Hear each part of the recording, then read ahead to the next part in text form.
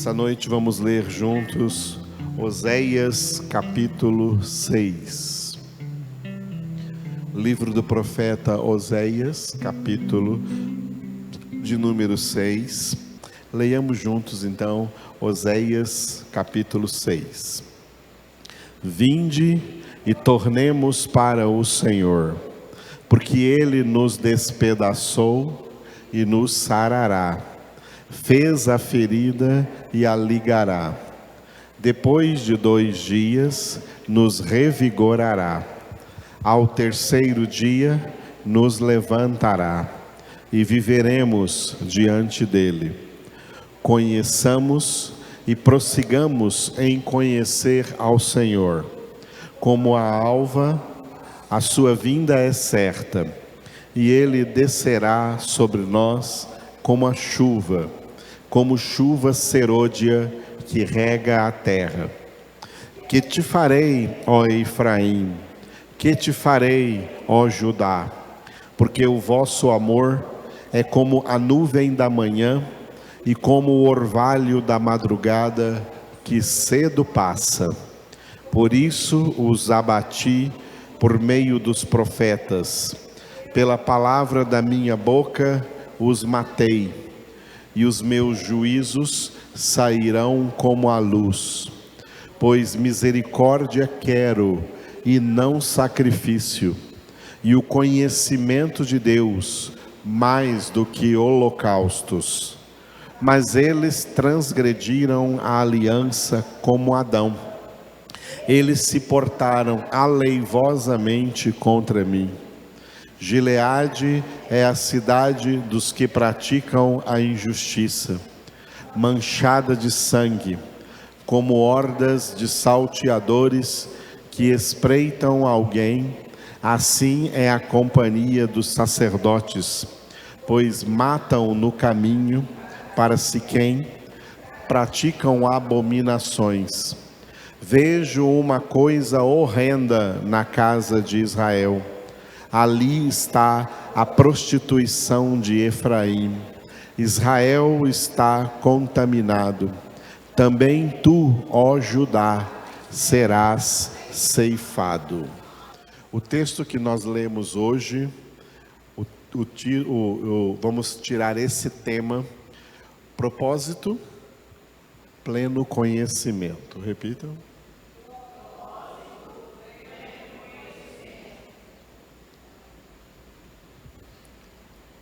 A maior doutrina bíblica, em termos de conteúdo de doutrina, de palavras de Deus na Bíblia Sagrada, é a doutrina da salvação.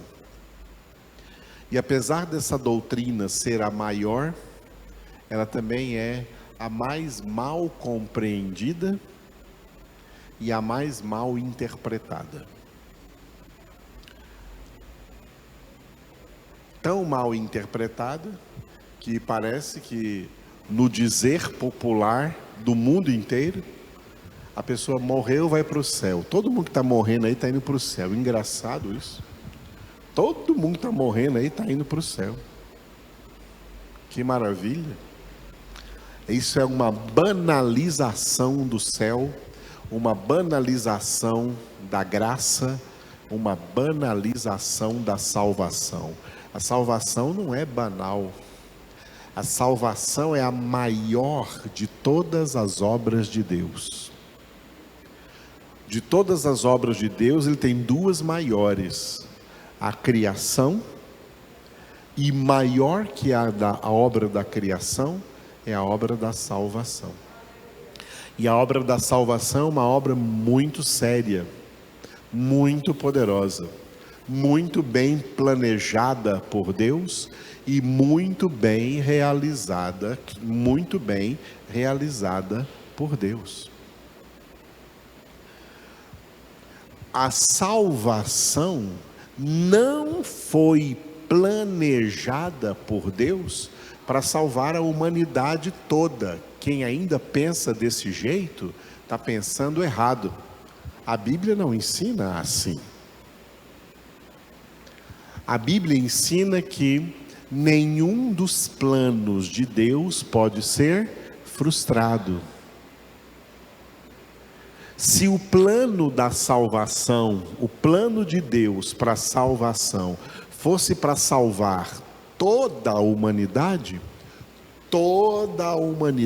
seria salva, porque o plano não poderia ser frustrado. Mas isso é um erro, isso é uma ilusão religiosa. O nosso Deus não é Deus de ilusões, Ele não ilude ninguém. Ilusão é contrário à verdade. Ilusão faz parte da mentira, e o pai da mentira é o diabo. O nosso Deus não é Deus de ilusões, Ele é o Deus da verdade. Mas o mundo religioso criou um monte de ilusões, um monte de fantasias com relação à salvação, para deixar as pessoas tranquilas no seu pecado, pensando que quando morre vai para o céu. Fácil assim, não. O apóstolo Pedro disse que a salvação não é fácil.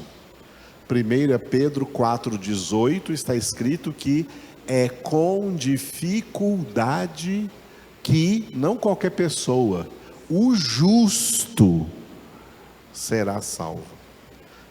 Pedro faz essa declaração em termos de uma pergunta retórica. Se é com dificuldade que o justo é salvo, onde vai comparecer o ímpio? Sim, o pecador.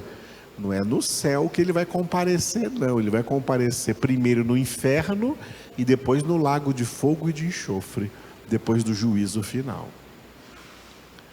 Jesus também disse que a salvação não é fácil. Ele disse que a salvação é entrar por uma porta estreita e andar por um caminho apertado, e são poucos. Jesus disse que são poucos que acertam entrar por essa porta e andar por esse caminho. A maioria entra pela porta larga e anda pelo caminho espaçoso que conduz à perdição. Salvação nunca foi para a maioria. Salvação é para a minoria. E essa minoria que vai estar no céu, essa minoria salva, tá? Eles não vão para o céu porque fizeram alguma coisa para merecer. A salvação é graça imerecida. Ninguém jamais vai merecer salvação.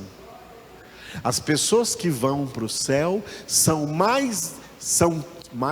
tão merecedoras de condenação como as que não vão. São todos igualmente merecedores de condenação, porque todos pecaram e o salário do pecado é a morte. O que todos merecem é condenação. Portanto, a salvação não pode ser considerada meramente como um ato de Deus tirar uma minoria dentre a maioria dos ímpios da humanidade pecadora e dar para essa minoria uma salvação que eles não merecem. Isso não é o propósito de Deus. Deus tem propósito mais elevado. Deus tem propósitos, no plural, muito elevados. E todos esses propósitos mais elevados de Deus acerca da salvação se resumem em um: Deus quer que essas pessoas que serão salvas cheguem ao pleno conhecimento dele. Propósito de Deus? Pleno conhecimento. Que os salvos, isso não é para a maioria não tem acesso e a maioria não terá acesso. Quando eu falo maioria, eu digo algo acima de 91% da humanidade que já passou pela terra, já está no inferno, não está no paraíso não.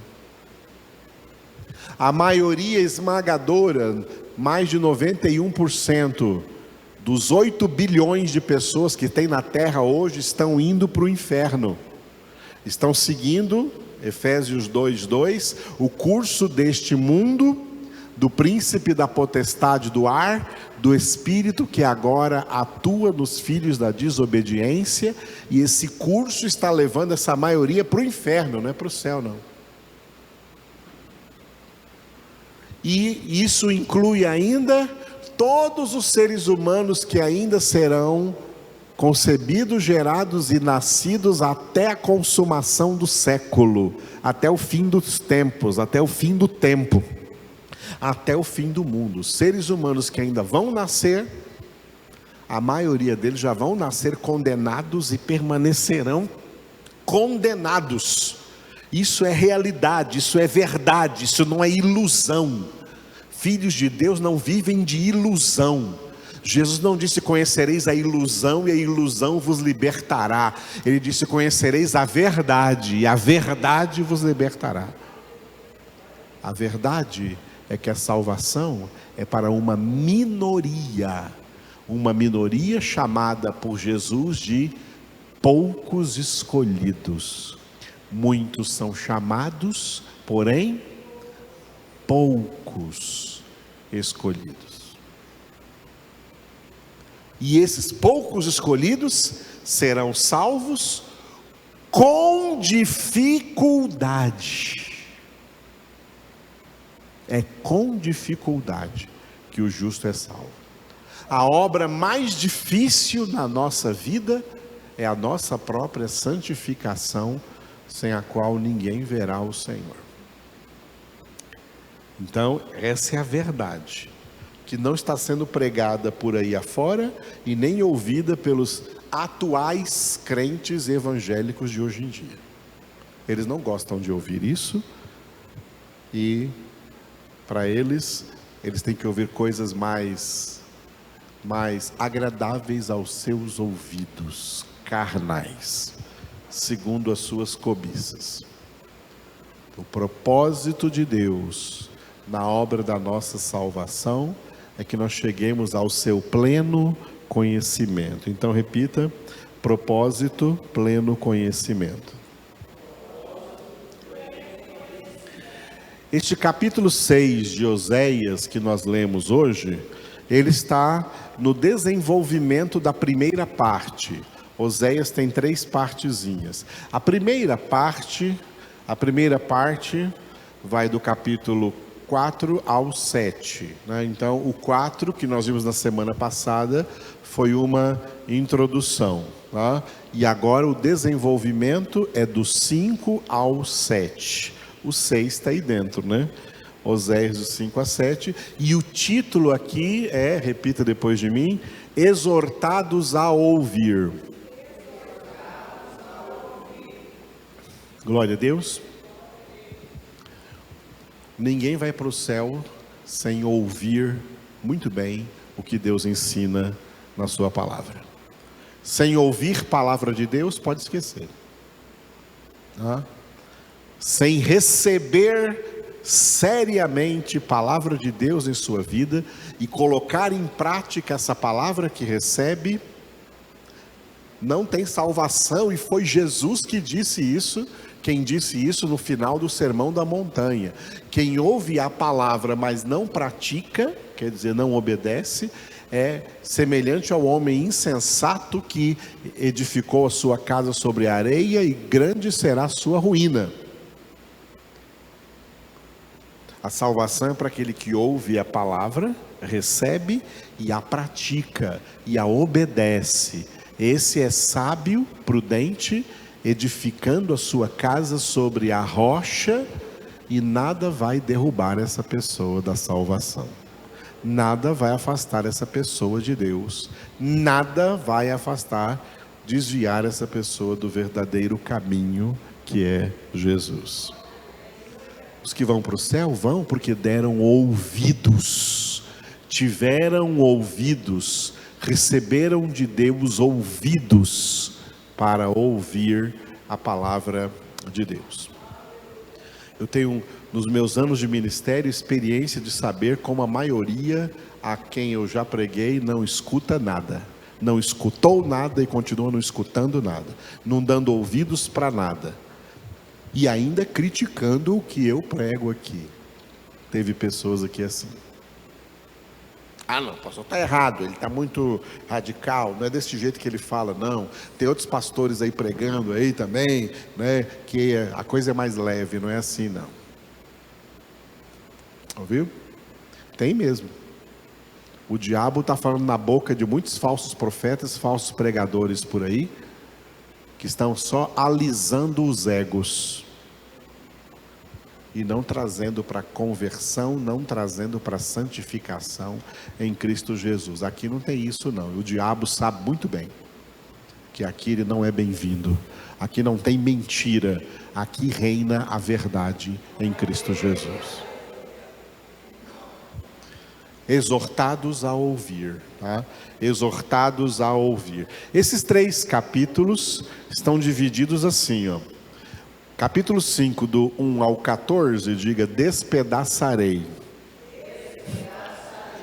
Foi o que nós vimos na semana passada. Deus vai fazer um arraso, como ele fez lá na nação de Israel, no Antigo Testamento, porque depois de tudo que ele fez de bom para eles, eles foram infiéis a Deus.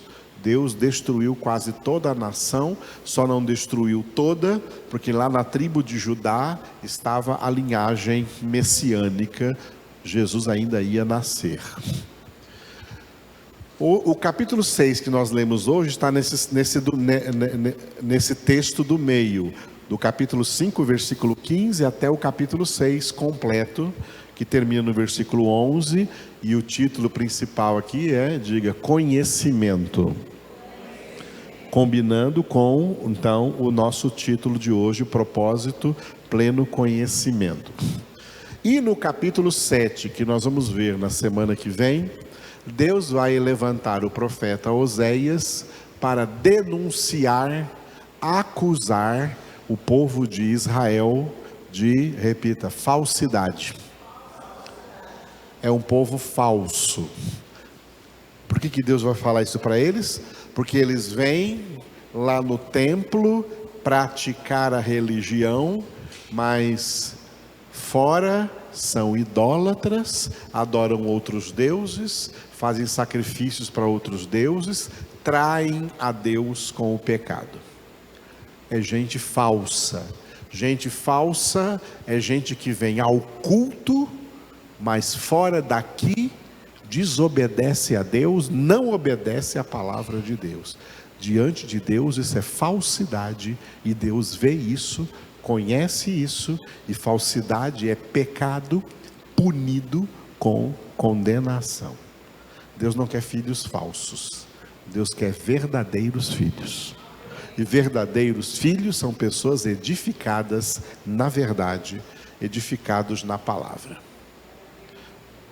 Muito bem, hoje no capítulo 6, aqui conhecimento, esse texto que vai do 15:5 ao 6:11, que tem o título de conhecimento, está dividido em 2 partezinhas menores, assim, ó. Do 5:15 até o 6:3, repita comigo, falsa conversão. Deus viu que o povo de Israel, a maioria deles não era convertido, era só religioso. O religioso, e vou generalizar, todo religioso é um falso convertido. Não vai adiante. Convertido não é religioso, convertido é espiritual. É o homem espiritual que Paulo definiu em 1 Coríntios, capítulo 2, versículos 15 e 16. O homem espiritual julga todas as coisas, e ele mesmo não é julgado por ninguém, pois quem conheceu a mente do Senhor que o possa instruir? Nós, porém, temos a mente de Cristo. Esse é o homem espiritual. Os crentes que não são homem espiritual, eles são homens carnais, crentes carnais, e são religiosos, e eles então são acusados por Deus de ter uma falsa conversão. Essa conversão não é verdadeira.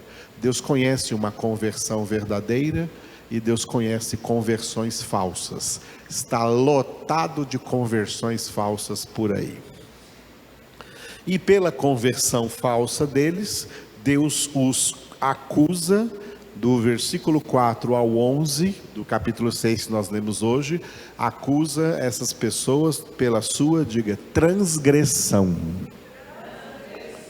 Eles transgridem a palavra de Deus, eles desobedecem a palavra de Deus. O que é transgressão? Transgressão é desobedecer à palavra. Não há salvação para quem desobedece à palavra. A salvação é para quem obedece à palavra. Quem desobedece é transgressor, e para o transgressor é justa condenação. Bem claro? Muito bem. Desse texto do capítulo 6 que nós lemos hoje, né? Eu não poderia escolher outro versículo do que esse aqui. Tem muitos versículos importantes aí nesse capítulo que seriam tremendos para a gente analisar, mas para mim a mais forte exortação é esse aqui do versículo 3. Conheçamos e prossigamos em conhecer ao Senhor, como a alva a sua vinda é certa, e Ele descerá sobre nós como a chuva serôdia que rega a terra. Repitam.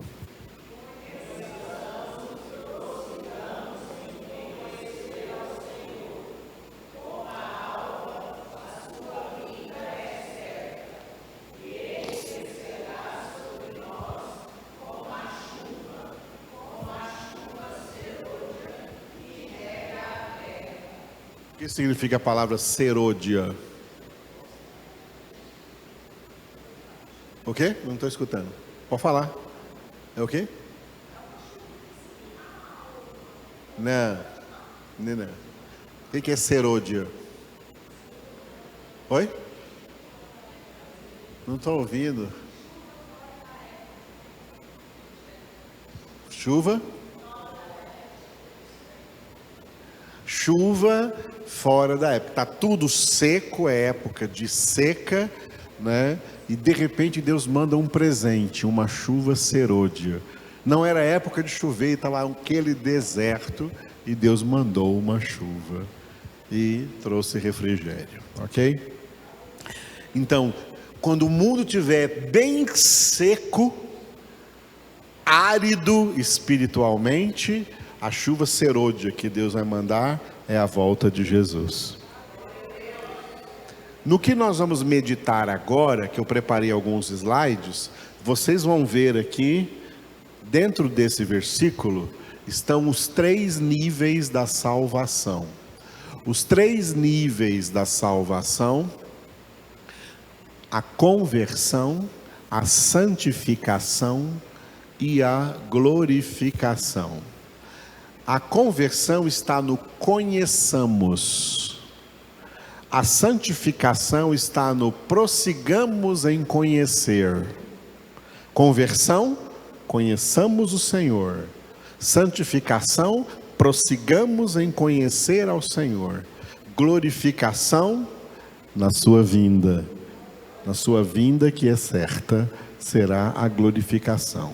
Então estão aqui presentes neste versículo os 3 níveis da salvação. Primeiro vamos corrigir uma palavra, porque em hebraico Oséias não usou o verbo prosseguir, prossigamos em conhecer ao Senhor. Ele usou o verbo perseguir. Olha como ficou diferente. Agora aí já está corrigido. Conheçamos e persigamos em conhecer ao Senhor, Como a alva a sua vinda é certa, e ele descerá sobre nós como a chuva serôdia que rega a terra. Leiam de novo agora corretamente.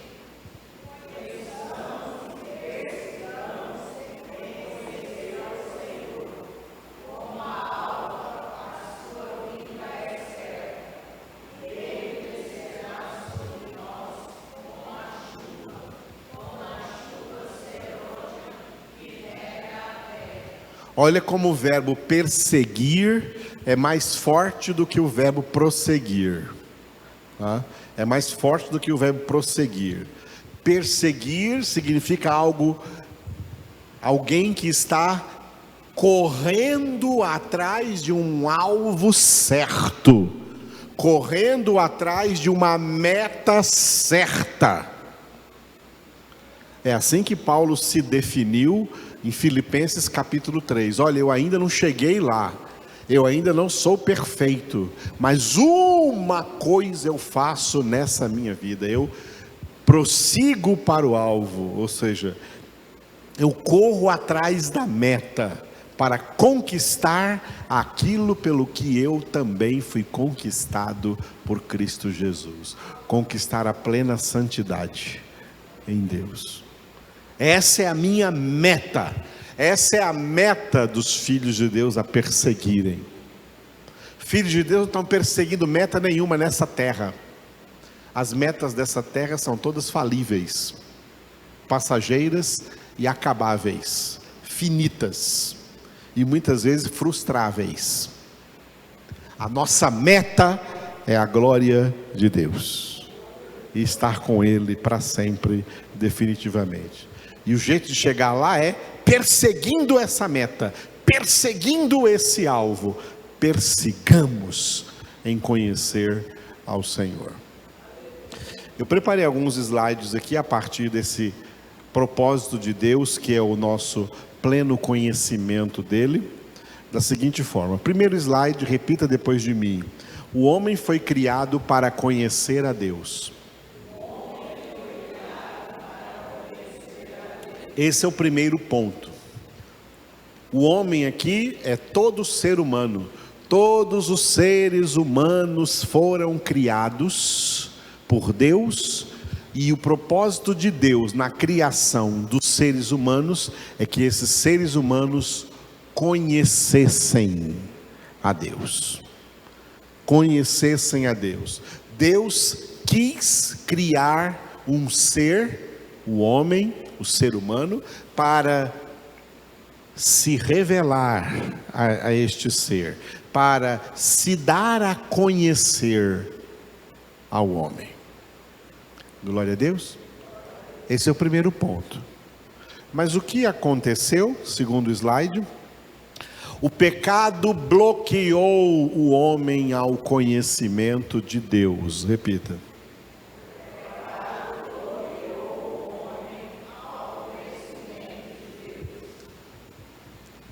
O pecado impede o homem de receber conhecimento de Deus. Olha que coisa interessante. O pecado não bloqueou o homem ao acesso ao conhecimento de qualquer outra coisa que faça parte aí das ciências naturais, do conhecimento natural. Qualquer homem pode conhecer tudo aí, pode conhecer de todas as ciências, pode conhecer de medicina, pode conhecer de tecnologia, pode conhecer de administração, pode conhecer de linguística, pode conhecer de psicologia, pode conhecer de esportes, pode conhecer de música, pode conhecer de um monte de coisas. A mente do homem não é bloqueada para esses conhecimentos. A alma humana não é bloqueada para esses conhecimentos. Mas para o conhecimento de Deus, a alma é fechada. A alma é fechada para o conhecimento de Deus. A alma é indisposta ao conhecimento de Deus. A alma não quer conhecimento de Deus. Isso que o pecado fez na alma humana. Bloqueou o homem ao conhecimento, bloqueou o homem ao conhecimento de Deus. Apesar disso, todos os homens têm alguma noção sobre Deus. Apesar de não ter conhecimento de Deus, apesar de estar pelo pecado bloqueados ao conhecimento de Deus, eles têm alguma noção, uma noção muito fraca de quem é Deus. E para eles essa noção é suficiente. Por isso eu coloquei o próximo slide aí, ó. O homem vive num estado que é o estado de ignorância. Ignorância não em relação a muitas coisas que ele pode conhecer, mas ignorância de Deus. Esse estado de ignorância se define assim, ó, estado de ignorância, 2 pontos. Esse estado de ignorância vai de 0 de conhecimento de Deus, a aquisição de um conhecimento superficial de Deus. Lê esse slide todo.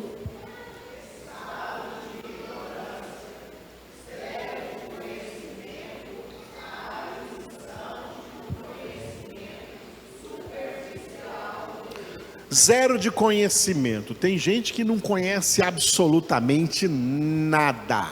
Não conhece absolutamente nada de Deus, tá? Não conhece absolutamente nada de Deus. Mas tem gente que adquire algum conhecimento, como eu falei, alguma noção superficial de Deus. Onde estão essas noções superficiais? Em três coisas. Na religiosidade, na história e na cultura. Religiosidade, história e cultura. Tudo que, o máximo que alguém conhece sobre Deus, conhece por alguma influência religiosa que recebeu, ou por influência histórica, porque na história se fala, durante toda a história humana, Deus é um grande tema que não pode ser tirado, ninguém consegue tirá-lo da história, Deus faz parte da história, e também das culturas humanas em geral, acaba tendo aí cultura sobre Deus, o que se conhece sobre Deus. Então as pessoas, o máximo que elas conhecem sobre Deus é por uma influência religiosa ou histórica ou cultural. Elas recebem uma noçãozinha aí sobre Deus que não adianta em nada para a salvação delas. Não adianta em nada. Mas essa noçãozinha, especialmente quando essa noçãozinha de Deus aí é de cunho religioso, né? Já coloca o nome de Deus aí, a palavra Deus na boca de muita gente, né?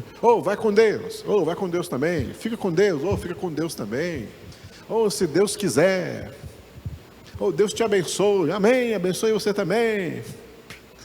Todo mundo fala de Deus o dia inteiro, mas não significa ter Deus.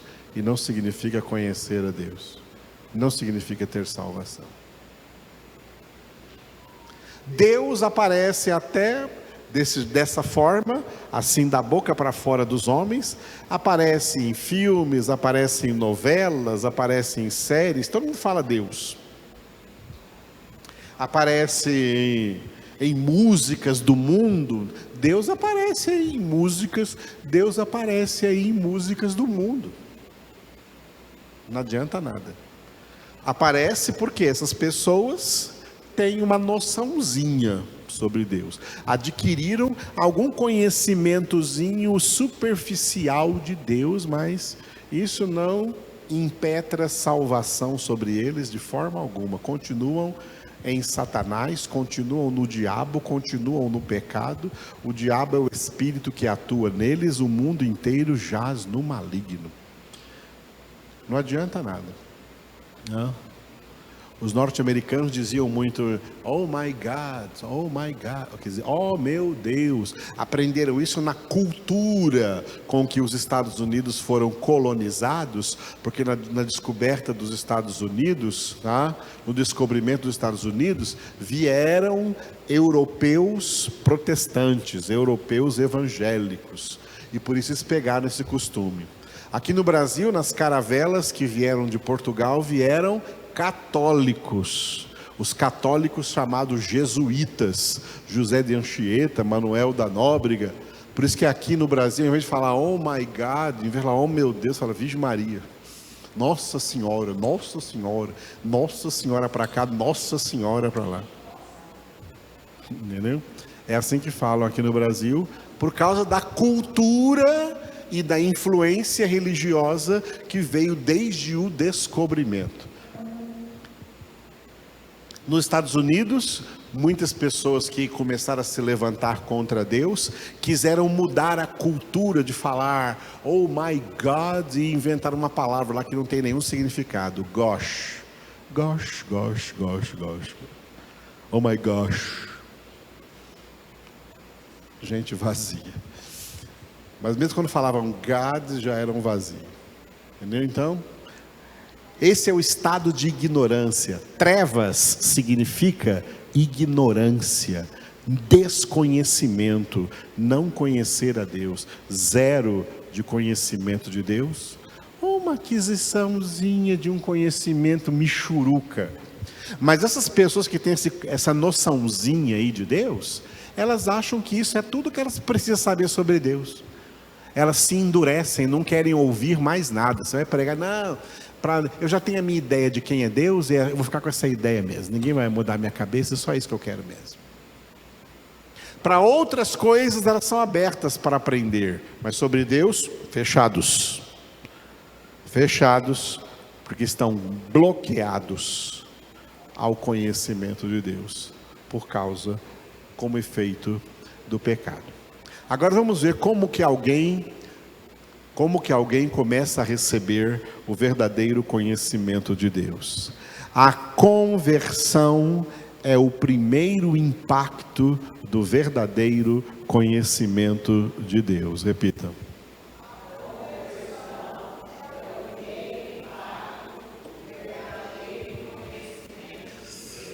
Na conversão acontece um tremendo milagre na vida da pessoa convertida, um milagre que Paulo definiu em Colossenses capítulo 1, versículos 13 e 14. Na conversão, o Pai tira o pecador, liberta o pecador do império das trevas, trevas da ignorância, e o transporta para o reino do Filho do seu amor, no qual ele tem a redenção, a remissão dos pecados.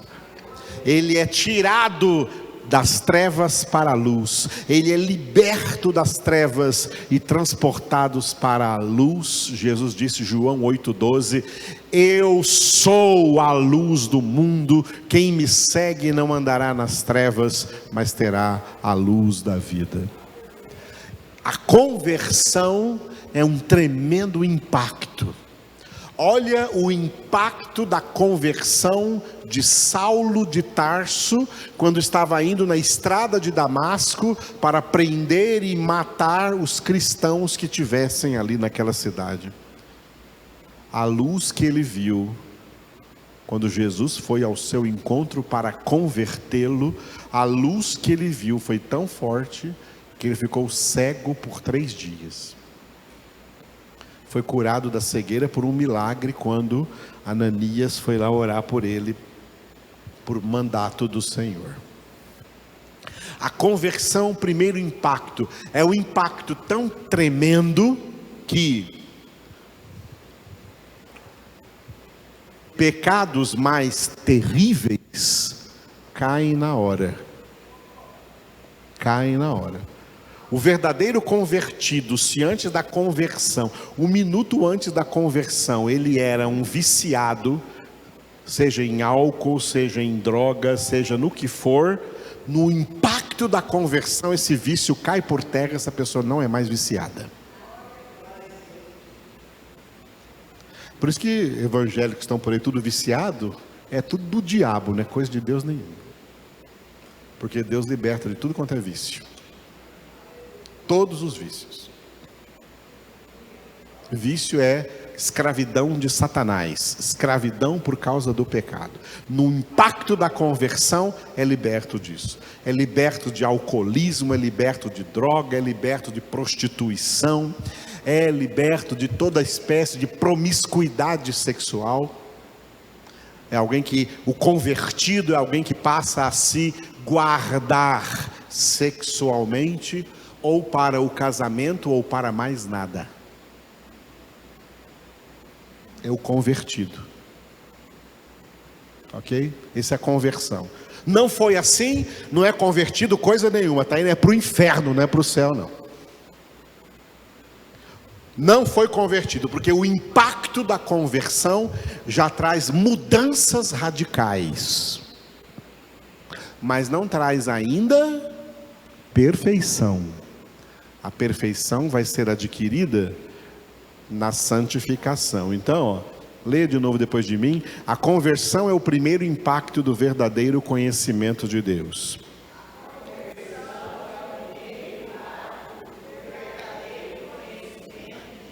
Agora, a santificação representa o crescimento no conhecimento de Deus. Repita.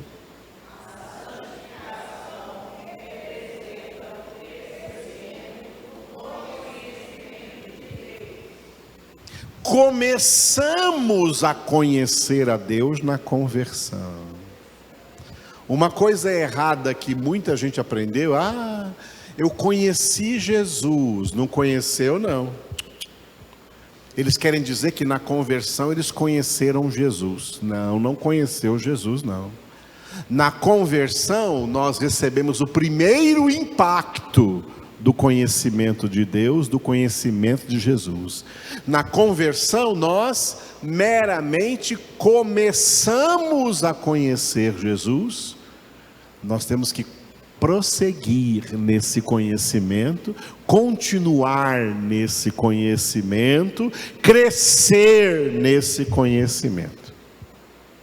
Começou lá, o conhecimento começou e tem que ser agora desenvolvido na santificação. Por isso que a última participação do apóstolo Pedro na Bíblia foi em 2 Pedro 3,18, onde ele disse: crescei na graça e no conhecimento de nosso Senhor e Salvador Jesus Cristo. Crescei é para crescer. Esse crescimento é um processo, e é nesse crescimento que ocorre o processo vitalício da santificação, sem a qual ninguém verá o Senhor. Por isso que a santificação se dá pelo ministério da palavra de Deus. Pai, santifica-os na verdade, a tua palavra é a verdade. Está cheio aí de evangélicos sem evangelho, de crentes sem Bíblia e que acha que não precisa.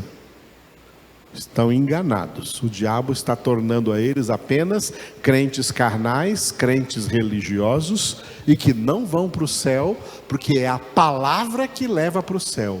Eu sou o caminho e a verdade e a vida. A palavra é a verdade. Ninguém vem ao Pai senão por mim. A santificação representa então o crescimento no conhecimento de Deus. Próximo slide agora. A glorificação será o alcance da meta do pleno conhecimento de Deus. Leiam.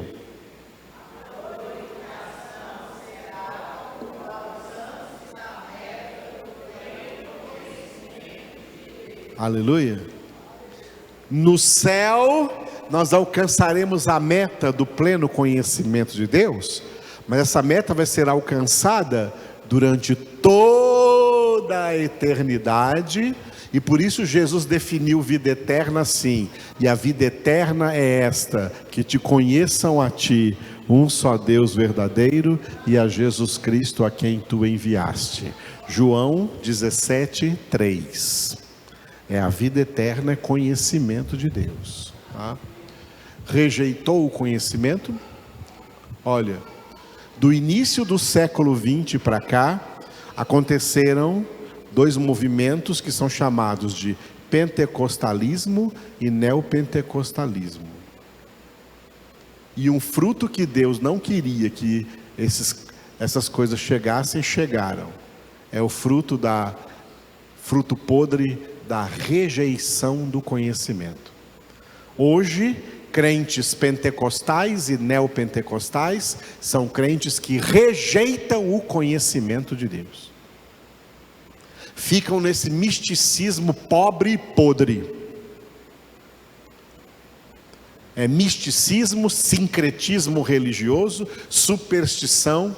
Vamos ver amanhã à noite uma palavra chamada deisedaimonia, que é a palavra grega para superstição. É um cristianismo supersticioso. E os mais jovens, os mais velhos vão para o misticismo, e os mais jovens vão para o emocionalismo, sentimentalismo. É muita música para eles vibrarem, para eles pularem, muita luz, muita dança, e depois vem uns mantras. Música evangélica hoje está difícil, é uns mantras para fazer todo mundo chorar, e chorar, e chorar, porque para ele chorar é a unção. Quem gosta de choro vai para o lago de fogo e de enxofre, porque lá que vai ter choro. No céu toda lágrima será enxugada dos olhos. Tá? Então, conhecimento de Deus começa na conversão, se desenvolve na santificação e nos leva à meta do pleno conhecimento na glória. Paulo fala assim em 1 Coríntios 13, que hoje aqui na terra nós vemos como por espelho, em parte, mas lá no céu veremos face a face. Agora conhecemos em parte, mas lá conheceremos plenamente. Ok? Na glorificação. Muito bem. Agora, última coisa, último slide, que é um adendo importante que o Senhor me deu. Eu tinha acabado de dar a mensagem e o Senhor falou: espera aí, tem mais uma coisa que você tem que dizer para eles. Você tem que dizer para eles que o conhecimento de Deus só é possível por revelação do próprio Deus. Repita.